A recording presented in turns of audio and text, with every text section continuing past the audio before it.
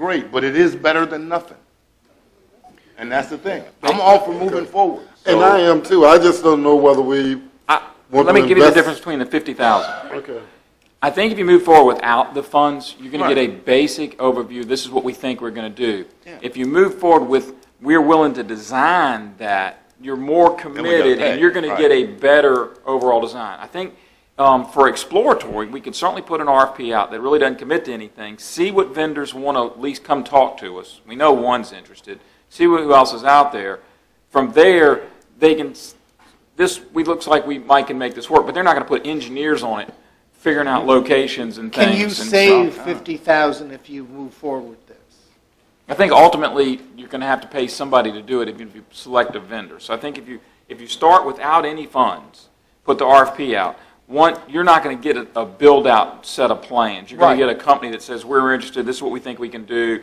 You'll have to do an MOU, work out, select them as a preferred contractor, then work a scope of work, and they're going to still come back and say, we want $25,000 to design this, that, or the other. I think is what will happen. So I think the difference is if you put we want you to design in the RFP, you may get more vendors willing to do it. You'll ultimately end up with a design because they know they're going to get paid something to do that design. So I think it works either way. It might be a little slower if you do it without the money, and which we don't have a problem with. It was just we're pointing that out that's what the feedback we've gotten in talking to the vendor is that you're not going to get a detailed design with just a basic RFP. Makes sense. Yeah. I mean, they're not going to engineer it for you. And you may get another model. A motion is in order. I'm going to move that we move forward with the request for proposal for the development of a broadband network, and the moving forward would just be the request for proposal to get conceptual ideas right now. And of course, put in there part of the RFP we'd have to test it out just to see if it works. That's not a design, just testing it out. Second. Okay, it's been moved and properly seconded that we would move forward with the idea of the request for proposal. All in favor, let it be known by saying aye. Aye. All opposed, motion carries. Okay, that takes us to agenda item 11. Discussion of proposed transfer of ownership from Frog Level Volunteer Rescue Squad land and building to Caroline County. Mr. Pardon?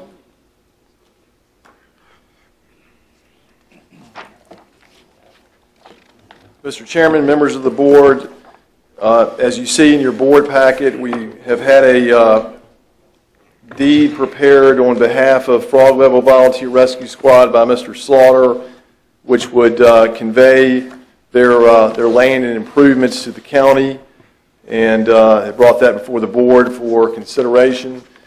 One thing that staff would emphasize is that if you are going to consider accepting the property, that you do a thorough environmental assessment of the site. It was a service station at one point, I believe, and there could be some significant environmental hazards there that the county could become on the hook for if we accept the property. Okay, so basically what you're saying is we need to investigate the environmental impacts before we make a decision as to whether we would accept it? Yes, sir. We would strongly encourage that. Okay. Need a motion to that effect? I beg your pardon? Need a motion to that effect? Yes. Okay. Mr. Chairman, I am going to make a motion to that effect, but before I do, it needs to be understood that the county had nothing to do with the Frog Level Rescue Squad leaving. That's a state requirement. They didn't have 10 volunteers, and there is no drop-in service because all those people are being served from the Frog Level Fire Department. Okay. So having said that, we're going to make a motion that the county accept the transfer of ownership after a complete environmental study to make sure there are no other issues that would have the county responsible for. Okay, is there a second? Second. Sorry, okay, it's been moved and properly second that we accept the transfer of ownership pending a environmental study to make sure that there are no issues that might negatively impact the county. All in favor, let it be known by saying aye. Aye. All opposed, the motion carries. All right, and that takes us to agenda item 12, reserve sewer capacity for Brookwood subdivision at Town of Bowling Green wastewater treatment plant. Is that Mr. Fincham or Joey or somebody? Oh, Mr. Cully, I'm sorry. You can Okay. stand by. Mr. Cully. Because I might get into too many questions about Brookwood, you'll have to answer them. In working with the town on their grant that y'all had authorized us to work on, a planning grant to extend sewer service, yeah, I think that was handed out, or we printed one out. We'll discuss it February 11th. Yeah, it was for tonight. With the town of Bowling Green, we looked at, one of the concerns that the town had was the capacity that this Brookwood subdivision we may have already reserved in their system. And so,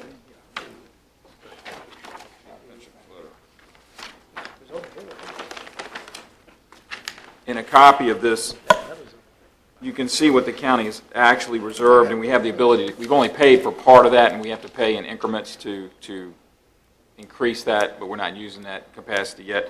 And in that, it doesn't appear that subdivision is going to be moving forward anytime soon. We would like to, we're really not transferring that because we really didn't reserve it that way, but anyway, knowing that we would be using some of that capacity down the road if Brookwood came forward, we'd already be using it in White Meadows. And Mr. Thomas would probably like to, he was at the meeting on this with the town.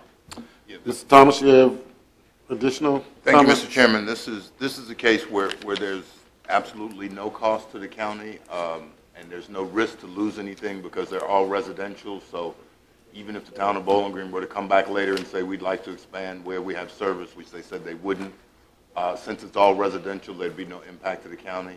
We're actually going through a planning grant process, which should be done next month sometime, because it's March. I just saw the notices that came out that said the RFP's released. So we are trying to expand the town of Bowling Green sewer into White Meadow subdivision only because there are several failing septic systems in the area.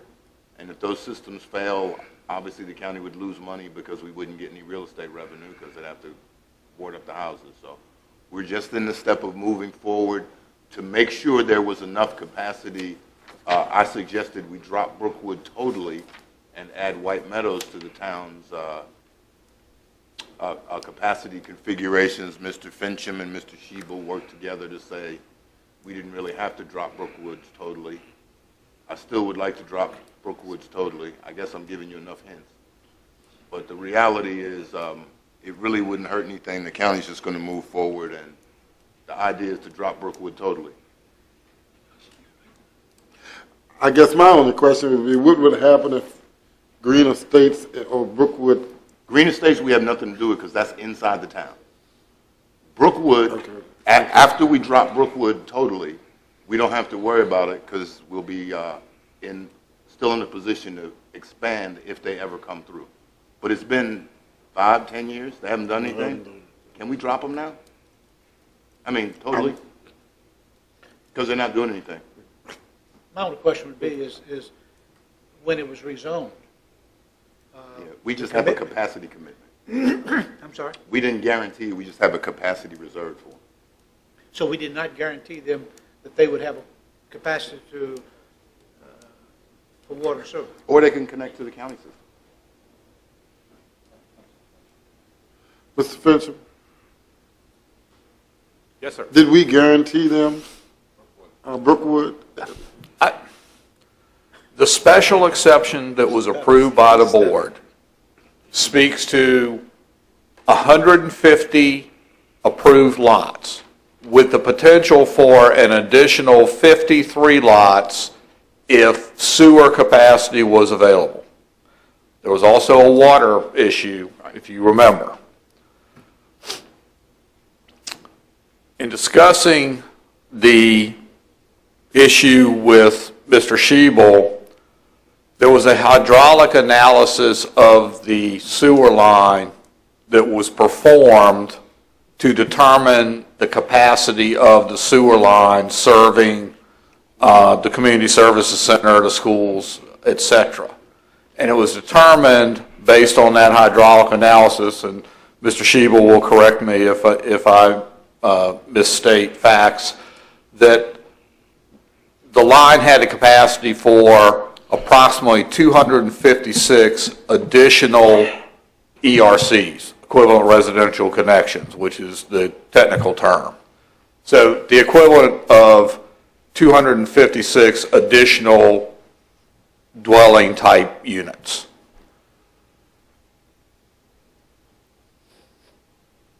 We know if you take the 150 that the SC was approved for, subtract that from the 256, it leaves us a capacity of basically 106 units. So we feel in discussing that there is capacity in the line to provide service for White Pines if the feasibility study is completed, the planning grant's done, and ultimately it's determined that service can be extended to that property. So we believe that there's capacity in the line to provide service. I think the issue of Brookwood, it goes back to, if you take capacity away, do we need to revoke the use permit? Are there grounds to revoke the use permit? I would prefer that we not get into that discussion and simply look at it from the capacity of the line issue. All right, so what do we need to do as a board now, as far as do we have to do anything at all, or We don't really. Mr. Shebel says no. Is the capacity's there? We can go forward with the commitment to the planning grant. But what we do have to do, Mr. Chairman, is we do have to address what Mr. Fincham was saying he didn't want to talk about, because we have several places in the county where we have reserved capacity. And those places where we've reserved capacity and they're not doing anything actually inhibit other development. that's true. So you only, I mean, we need to make a policy, or somehow, as long as the state will allow us, that you only get capacity reserved for X amount of time. You can't hold it forever, because it's really impacting us, not necessarily here, but in other places. Right, but we would have to change. We would have to change our policy. We'd have to make that a text amendment, an ordinance, or whatever to do that. Well, we would have to do some extra steps. I think it might be a text amendment, but we probably should have that process started, because somebody could come in like Brookwoods, who hasn't done anything for 10 years, but yet and still I have to reserve that capacity for somebody else. Now, it's really a lot worse on the western side of the county. Belmont is an example where, That's the western side of the county. sorry, didn't mean it. Okay, but for right now, we don't need to take any action on But right now, agenda item 12. we could just let it go, but in the future, we want to drop Brookwoods totally. Because they haven't done anything for 10 years. We need to drop them totally. Okay, we feel you. Okay, that takes us to agenda item 13, informational calendar items. Mr. Cully? Mr. Thomas has his meeting at the Visitor Center, which I missed, Thursday night. Mr. Akers has a community meeting at Ladysmith Library on Tuesday the 3rd. That's correct, 7 o'clock. You put it in the paper? Next board meeting February the 10th, and then Mr. Black's community meeting is the 19th, 6 o'clock at County Line and 7:30 at Heritage Side, I think.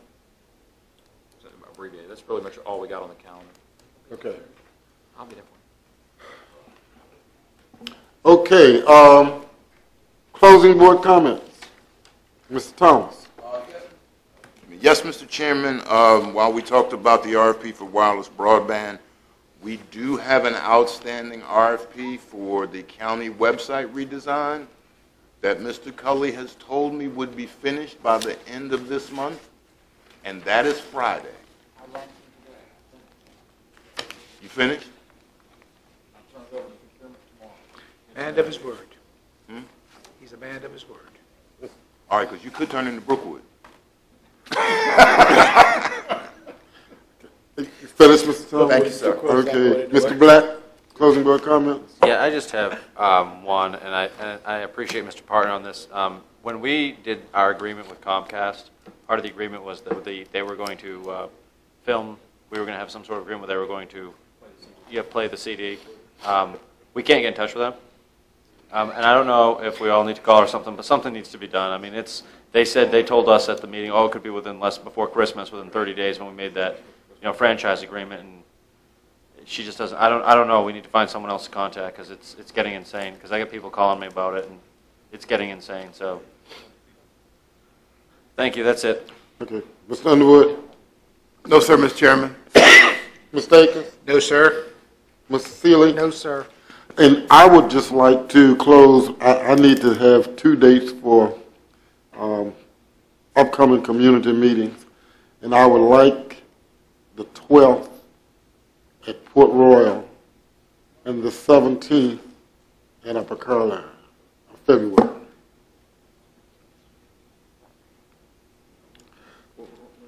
Yeah, the 12th at Port Royal and the 17th at Upper Carolina. And a motion for adjournment is in order. You got a second? Oh, no, that's all. We're done. Yeah, that's all we have. Right. Motion to adjourn. Second. Moved and properly seconded that we adjourn. All in favor, let it be known by saying aye. Aye. All opposed?